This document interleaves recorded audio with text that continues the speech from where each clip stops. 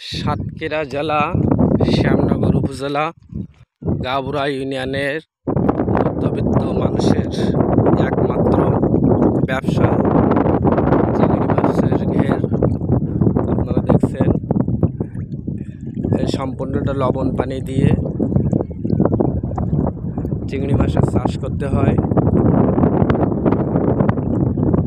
বৈরী আবহাওয়ার কারণে ঘেরের রাস্তার একবারে মাথায় মাথায় পানি হয়ে রয়েছে। যে কোনো সময় ঘেরের রাস্তা প্লাবিত হতে পারে।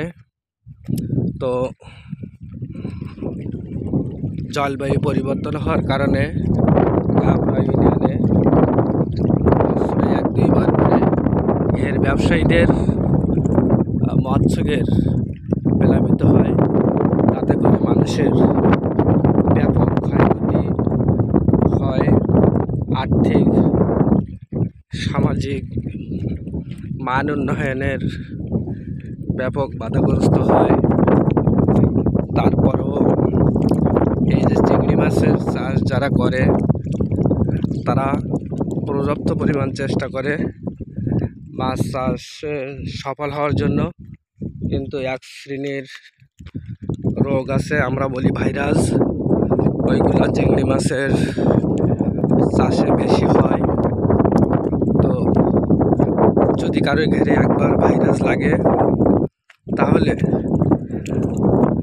একটা ঘেরে যে পরিমাণ খরচ হয় সেই পরিমাণ টাকা উঠানো তার দ্বারা সম্ভব হয় না।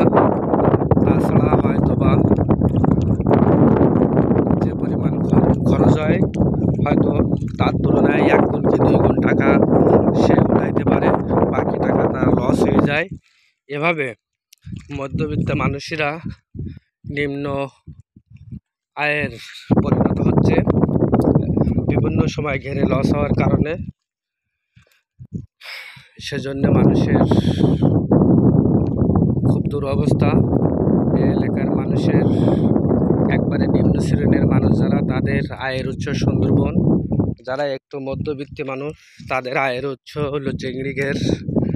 চিংড়ি মাছ ঘেরে ভাইরাস হওয়ার কারণে বিভিন্ন সময় বিভিন্ন ক্ষতিগ্রস্ত হওয়ার কারণে তাদের বিশাল লস হয়ে যায়। আপনাদের যদি কোনো পরামর্শ থাকে, জানা থাকে ঘেরে কী করলে ভাইরাস হবে না বা মাছ চাষে সফল হতে পারবে, আপনারা দয়া করে আমাদের ইনবক্সে জানাবেন যে কী করলে ঘেরে ভাইরাস হয় না, কী দিলে ঘেরে ভাইরাস হয় না, লস হবে না। কারণ মানুষের দুবেলা দুমুঠো ডাল ভাত খাওয়ার জন্যই তো, মানুষের জীবন জীবিকা নির্ভর করার জন্যই তো এগুলো করে। তো সেই করতে যেয়ে যদি তাদের জীবন জীবিকার মান উন্নয়ন না হয়ে অবনতি হয় তাহলে তাদের পরিবারটা দায়গ্রস্ত হয়ে যায়, ঋণগ্রস্ত হয়ে যায়। তাই আপনাদের যদি ভাইরাস সম্পর্কে জানা থাকে বা চিংড়ি